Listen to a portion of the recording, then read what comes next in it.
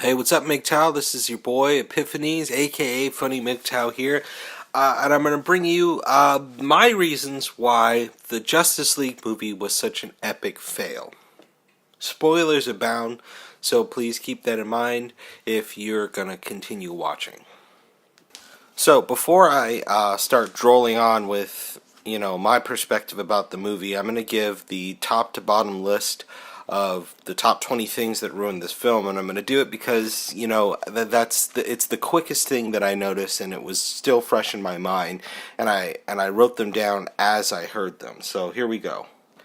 So this one is at the bottom of the list, of course, because it was at the end of the film, and it's really not that bad, but still it seemed a little insulting. And it was when Diana, that is Wonder Woman, called them a bunch of children. When she says children, I work with a bunch of children, quite basically, and that's sort of a thing that she's done since her inception in the DC cinematic universe, where she she has a tendency to look down at everybody because she's lived longer, even though she's not as smart as Batman. Batman is a literal genius, and she's just a really hot chick that happened to live a really long time, and that's it.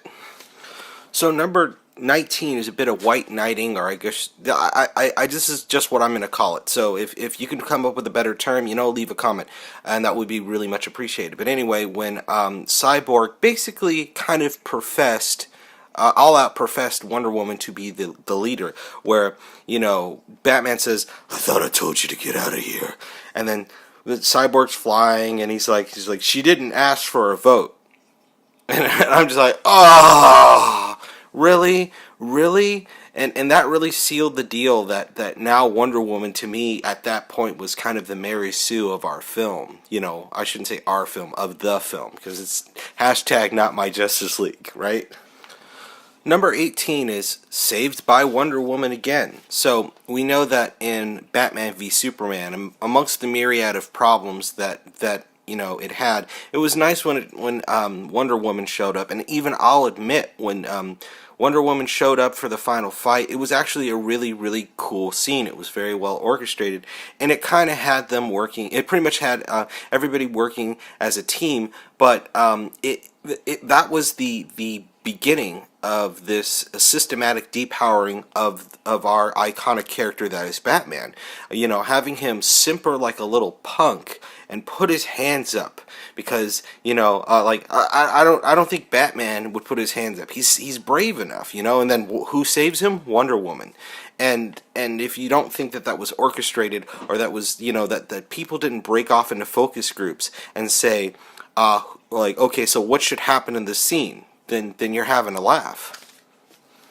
Okay, now I could really elaborate on number 17, but I'll just let the statement just sort of lie there and kind of say one or two things about it. But it was a statement that Wonder Woman made, and it was, "He won't last 3 minutes on my lead." So she undermined or undercutted confidence in Batman's ability, and felt that she needed to go save him. And then when she was ordering around the other Justice League members, basically saying, "On my lead." Now, a lot of people could misconstrue that and just say that, the typical shaming language that has come from this when I made this statement was, one, Batman was on a suicide run. Two, I guess you're one of those guys that don't like taking orders from women. I'm like, no, I'm watching a movie that needs to be about cohesion, and statements like that, typify a lack of cohesion. So, number 16 is Wonder Woman using her lasso on Aquaman. Now, this could have been a potentially funny scene, but the fact that she was kind of able to lasso Aquaman without, people who are superhuman, that have superhuman reflexes and have superhuman senses, that no matter what the power ability that these characters as men seem to have, that all you need to do is just kind of be a woman with above level superhuman abilities. And I know that doesn't totally describe Wonder Woman, but my point with listing the lasso was that he goes on to berate and insult everybody in the room except for Wonder Woman. Well, like, what is does she get embarrassed the way everybody else does, but with his blunt honesty? No, she only gets professed. His only profession is about her is that she's super hot and that he'd like to get with her. And I'm like, that's it. He has a legion of his own people. This is an Amazon. This is basically a beefed up lesbian that literally hates men. That's like her whole thing. And you have an entire kingdom of, potentially beautiful concubines. I don't know if there's allowed polygamy in Atlantis, but you could technically write anything. What I'm saying is that he is the pick of the litter, but no, all men will be felled by Wonder Woman's beauty. That we have to focus on every aspect of her Mary Sue-ism. Okay, so before I go to number 15, which is basically it works in tandem with number 16, but I just want to say one more thing about what the Wonder Woman character later, like, whatever it was before, what later on became the Wonder Woman character, especially what I learned about the Wonder Woman character through the DC comics and especially Justice League Unlimited and Justice League, was the fact that it was a learning experience for Diana. It was about deconstructing her own prejudice about men, that she'd been taught one way about men, that basically all the problems on the planet were kind of like about men, that men, like, the planet was essentially good, but because men inhabited it, that's what made the world bad. But then when she got out and she experienced the culture and the world that men built, that it deconstructed her prejudice. So that's all I wanted to really say about what the Wonder Woman character really was about. What was communicated to me through the writers via the cartoon. So, speaking of writers communicating their inner thoughts through a character, we had 15 works in tandem with 16 because it was the same scene. It was the lasso scene. So, to sum up what Aquaman had said was, "You're all worthless, but she's hot, though." That was it. So, and he even berated Batman for not having superpowers.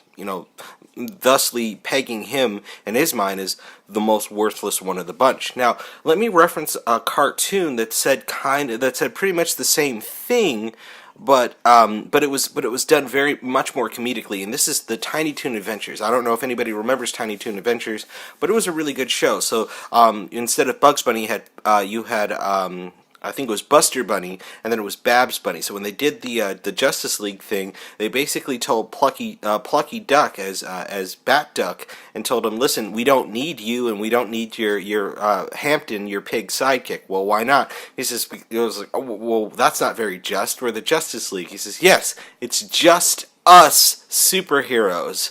That means the people with superpowers." And I really liked that, and I laughed. And I still like Batman way more than Superman. Like, I learned what those characters were.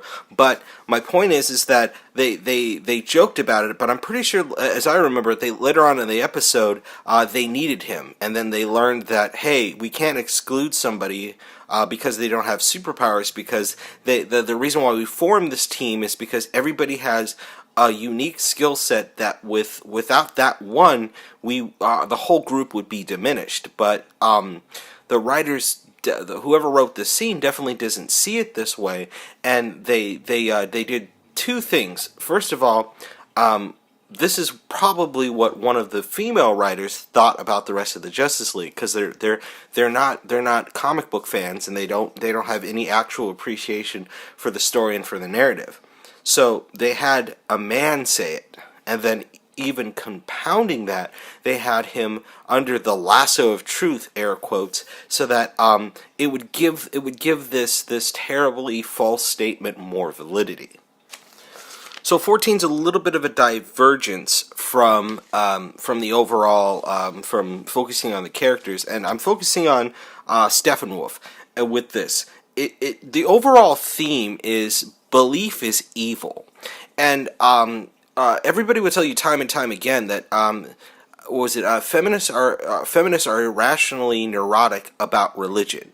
It's something that represents culture. It is something that is well established, and as we know, the strategy of current feminism, and perhaps always, is to invade a male space.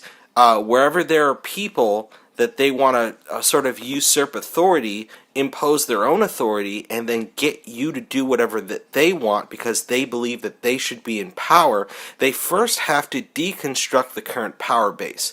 So, and I saw this with Steppenwolf because he's a person or a character that believes, and his fanaticism is seen as evil, even though the Amazonians themselves are just as fanatical about their hatred of men and making sure that men stay off their island, like for any reason. Like we had Chris Pine's character in the Wonder Woman movie, and he was fleeing people, his assailants. He didn't know that the island was there, but they treated him as if he was a voluntary invader, that he did it on purpose, So there you go.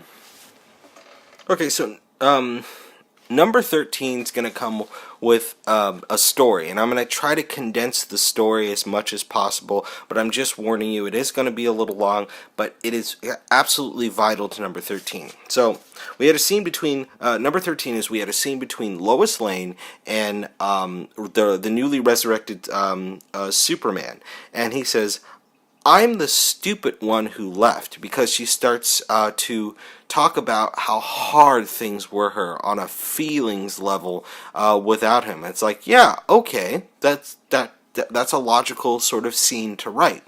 But to have Superman take on responsibility for something he couldn't control. He just made the ultimate sacrifice. He was martyred and he was buried as a hero, but that doesn't really seem to let him off the hook, I guess is what I'm saying. So here's my story and the tie-in. So I was late one night a couple of months ago. I was at my local grocery store looking for, in the meat department, looking for just something to have for dinner. And these two women are talking, and they worked there. One was this very light-skinned black bull dyke woman, and I'm only using that language not in a shameful fashion to shame her on behalf of her looks, but I'm trying to build the scene really well. The other one was actually a short white woman, actually quite attractive, bleach blonde hair, but very little fake up, and porcelain white skin, flawless, not a pimple on it. It was really kind of incredible. But then I learned very quickly this is why this woman is single. So that was the subject. She was talking about how she's single and all of her aspirations as far as relationships, and that she in a sense had picked this one coworker, a mutual coworker of theirs. So the bull dyke just starts talking about how the guy is basically unworthy and he doesn't have all of his stuff together. And I'm always a little mystified at the idea that a woman believes that it is part of her agency to judge a man's suitability. I understand, as one who subscribes to Mgtow philosophy, I understand the idea that, or the actuality that women are the ones who currently have the greater agency of choice. They choose who they're going to copulate with, and unless you're like, I don't know, like Christian Grey, you're not really going to get any woman you want. You won't have your pick of the litter. So, with that being said, though, I still don't believe someone who has, who's deficient in the looks department to be suitable for judging a man who's actually better looking. Because I did get a look at this guy one day. I think his name was, I forget what his name was, but let's call him Scott. So, at the time I was listening for his name, and I felt like, I've got to warn this guy. Two psychotic women are like planning his future and judging him about something that is literally none of their business. What he does with his spare time and who he is none of their business, and they have no right to judge him. So, here's the tie-in and here's the point. She said she was with each issue that was raised by the bull dyke to say that he was not suitable for her, she would rebut. So that showed that she was very adamant about picking this guy, and that she'd already picked him, quite basically. So her last sort of, I guess you could say, her last sort of Hail Mary to say that, hey, listen, I'm picking this guy, that's just the way it is, was that she told the bull dyke, well, the thing is he knows stuff. Well, knows what? Well, okay, there was this night I accidentally vented to him. Even the bull dyke goes, how do you accidentally vent to someone? She says, well, if you see someone crying and you ask them what's wrong, you know they're going to tell you everything. And I was just like, I can't believe what I'm hearing. But the tie-in and the point is that men are perceived as responsible for a woman's feelings. Whatever she's feeling, and she feels it about you, first and foremost, whatever she's feeling, she needs to have a man take responsibility. It seems to be part of like the hypergamous female nature. They don't want to have any kind of responsibility, not even for their own feelings that literally only they can have. So to have a scene depicting Superman sort of fulfill his raison d'etre as a superhero, and then taking the blame and the shame about Lois's feelings by saying, well, I guess I should have found a way to not die just so you'd feel better about so it wouldn't be as hard on you, even though I'm the one that died, I made the ultimate sacrifice. It wasn't you. Life was way more sucky for me because I was dead. Still, it was worse for you, and I take responsibility. So that's the takeaway for number 13. I hope I've explained myself correctly. So number 12, I'll try to condense this one as quickly as possible, because there would be a lot to unpack if I was to really elaborate on it. But it was a statement that Wonder Woman had made, and she basically was instructing Cyborg on possible solutions about the Mother Box. And she said this with a complete air of confidence, like, oh, I know what to do. This is exactly what you have to do. Now, the conflict here is how does Wonder Woman know how the Mother Box works? She only knows of two things. Of the Mother Boxes, that there were 3, and she knows that Steppenwolf needed them to bring about an apocalypse upon the planet Earth, which the Amazons don't really, as a side note, the Amazons don't really care about the rest of the planet. They really only cared about their little ivory tower that was Themyscira. So anyway, this is before she was born. So, like I said, she only knows about the Mother Boxes, that there were 3, and she only knows that Steppenwolf needed them. So, how would she be able to instruct Cyborg with any level of confidence, let alone complete confidence about, oh, this is how we stop it? So, that's number 12. So, 11 is just a personal gripe. Batman out during the daytime. There was a scene where after they resurrected Superman, he got pummeled by Superman for a little bit, and he's writhing around on the ground, practically writhing around on the ground, like complaining about his leg. Now, Batman's such a tough character, I feel like real Batman, there would have been no sign to anybody that he was actually hurt. He would have just, said, I'm going back to the Batcave to do some analysis or whatever, or he wouldn't even said anything. He would just hit a button on his belt, the Batwing would have come out, a little line would have come down, he would have gotten taken up, and then he would have disappeared.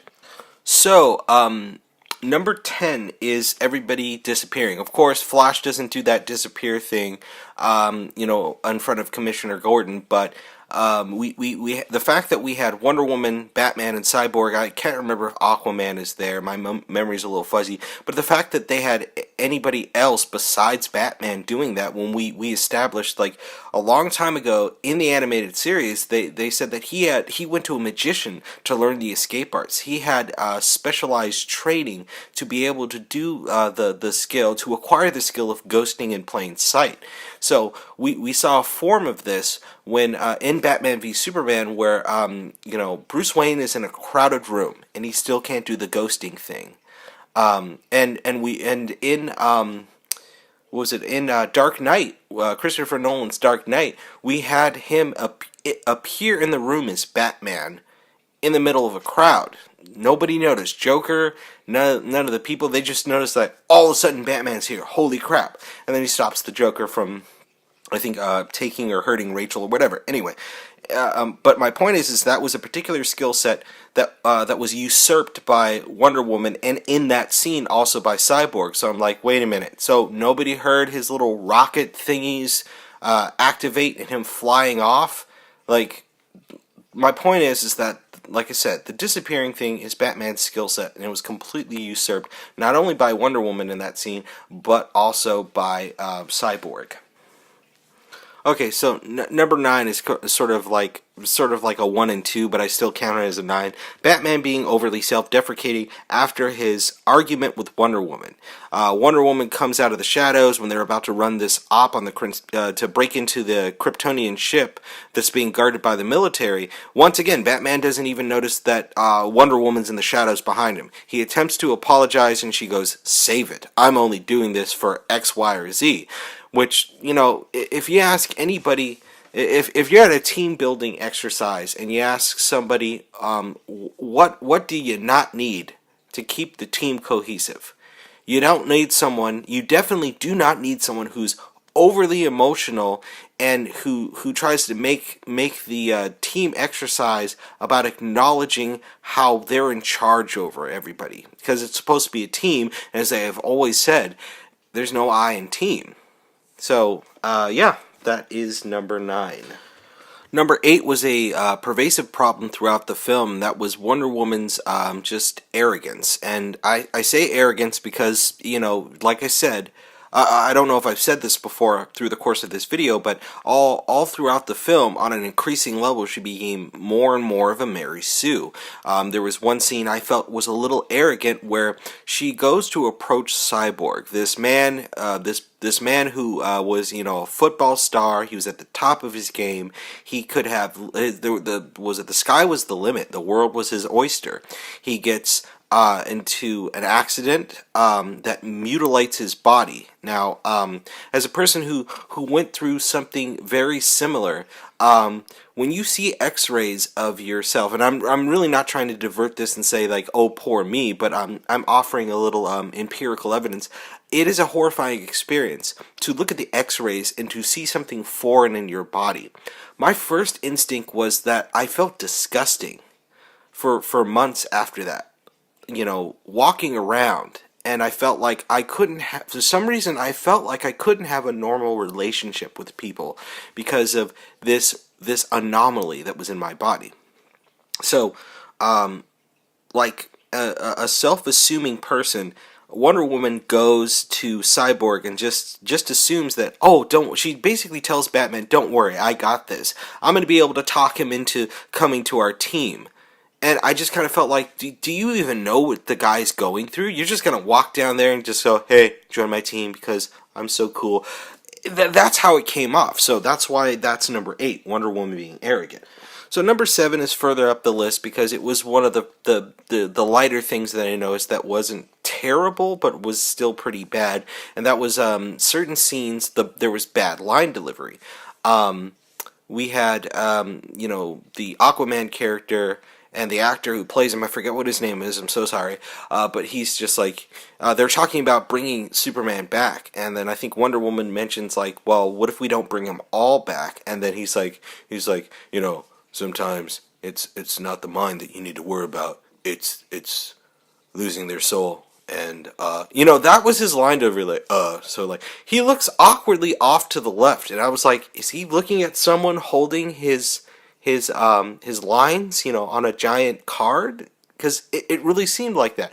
Go back and watch the movie if you have the strength, and you'll see that, and it's just hilarious. Once you see it, you can't unsee it. You can't not notice it every single time you might watch it. Although, why you would want to watch this more than once, you know, unless for research purposes, I don't know.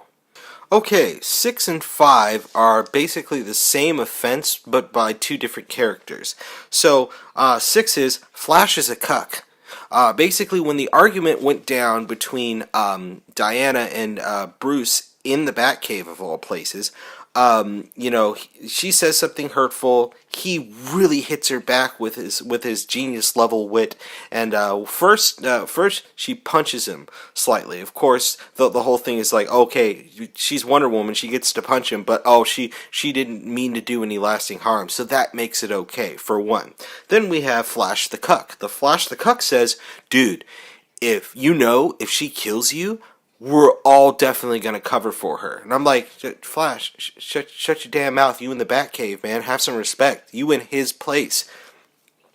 So then we have Cyborg meeting up with Bruce Wayne, and he's saying, hey, have you found a way to to stop the mother box, or found where it is? I forget where they were on the search, but all I remember is just Cyborg's asinine statement, and he goes, yeah, I was doing some research while you was being an asshole. And I thought, like, wait, when was Bruce being an asshole? And then I was like, oh, this is more white knighting right here, on behalf of Wonder Woman, because he dared to have an argument with a female. So number 4 is, I wrote it down as disrespecting Aquaman. So Steppenwolf comes to steal the mother box. Aquaman just catches the tail end of the fight, and then he got there just in time to be berated by some random chick who was guarding the mother box, and I'm kind of feeling like, you shouldn't be berating me. It was your job to guard the damn box, and he got away with it. So this is really more on you at this point. But anyway, her line to him was like, oh, the firstborn of Atlantis finally returns. So the secondary problem with that dialogue was that there was no sense of world building in this movie. This is supposed to be a completely different culture that is basically alien yet terrestrial. And we still have the women speaking to the man as if he's subordinate to her in some capacity. If you go back, like, not even 1,000 years, if you go to North Korea with that attitude, are you allowed to just disrespect Kim Jong-un or Kim Jong-il when he was alive? No, you die. And I'm not saying that I would like that concept where you die for an imagined or even an actual slight upon an authority figure, but there need to be consequences because it's disrespectful. You're not allowed to undermine your boss's authority, and Aquaman is her boss. But once again, we have this forced intrusion and inclusion of a femo-centered narrative of a woman somehow never being subordinate to a man in any capacity, even when it's proper. Okay, so we're almost done, but number 3 has to be one of my favorites. And it's at the top of the list. It was the first thing I noticed, but still, it should involve every category on the list. It ticks all the boxes, and it's titled Walk Right On In. So here we have Wonder Woman in this scene, walks right on into the Batcave. Now, at first, I wasn't thinking on a basis of hypersensitivity, and I was just kind of like, okay, she walked right on in. And she just has this big gleeful smile as she's kind of strutting her stuff. And I thought, hey, she's a Justice League member now, pretty much. They haven't completely built the team, but she's definitely a part of it. Of course he'd allow her in. But then the writers just commit a deep offense against the Batman character by forcing him to praise Wonder Woman, or pseudo praise Wonder Woman, about how he spent millions or billions of dollars on security systems to keep people out, and here you just walk right on in because you're just such a Mary Sue. And then I think even she makes a statement about how, like, basically, I guess you didn't spend enough money. Should have spent a little bit more money, rich boy. Something along those lines, if I remember it correctly. But either way, it really undermined the hallmark of, like, all throughout this film.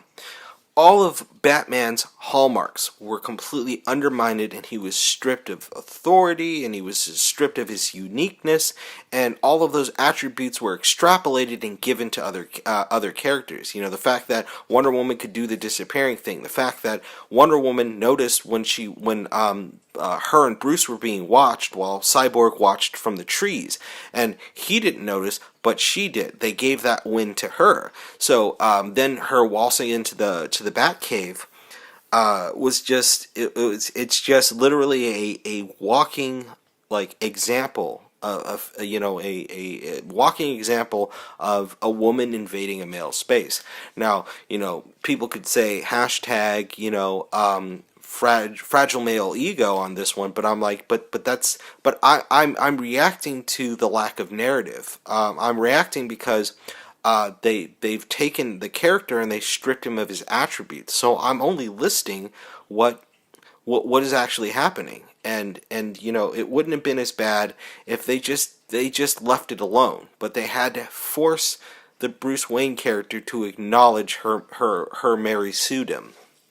Okay, so we just got 2 more to go. I know this has been long, and for anybody who's not only watched all of this and enjoyed it, I just want to thank you for sticking with me, because I feel that the data I've gathered is not only relevant, but it's both relevant as well as accurate. So, number 2 is all of Batman's gear failed. So yet we have the writers who undermined his intellect.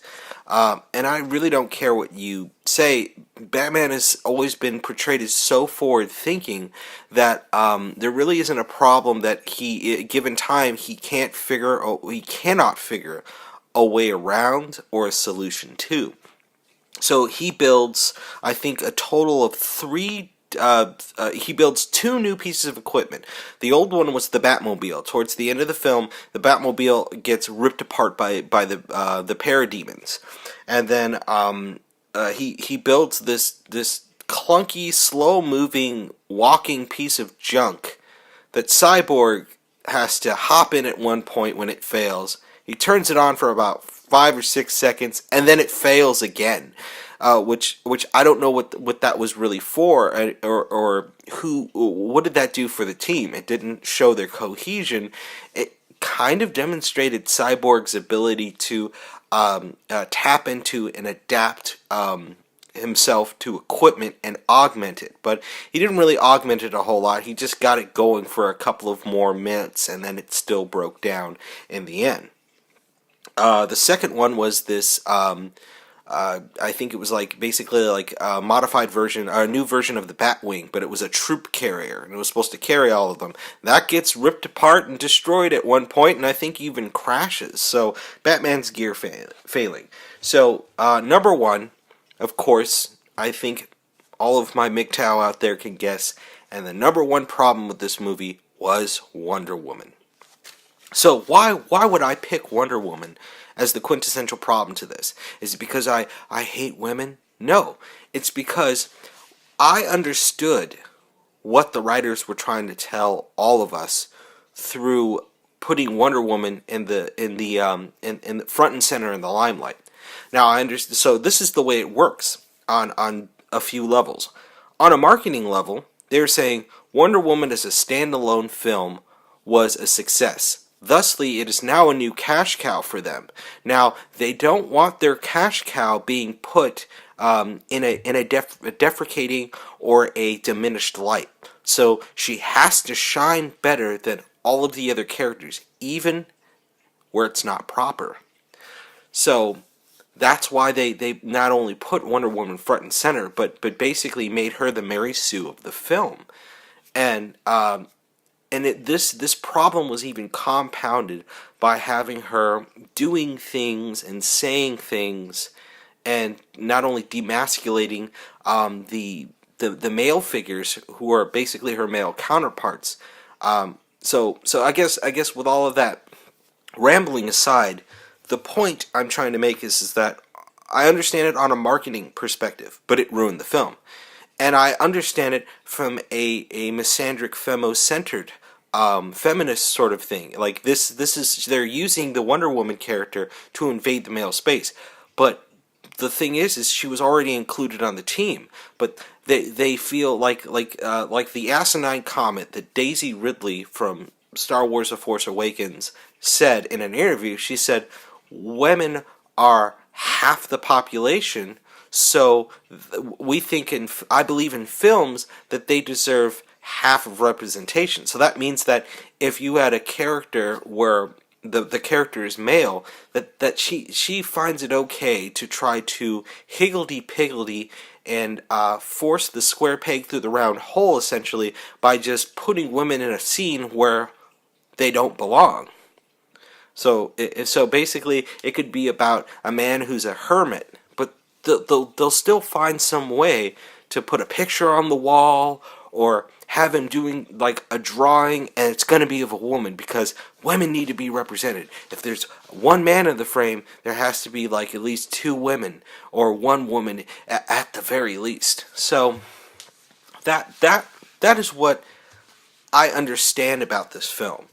So so my final commentary in closing is just that the idea that someone would present to me this character and try to tell me that my sole motivation for disliking this character is simply because she's a woman, and not the fact that this woman or this character is simply there to invade the male space and to usurp their power and authority.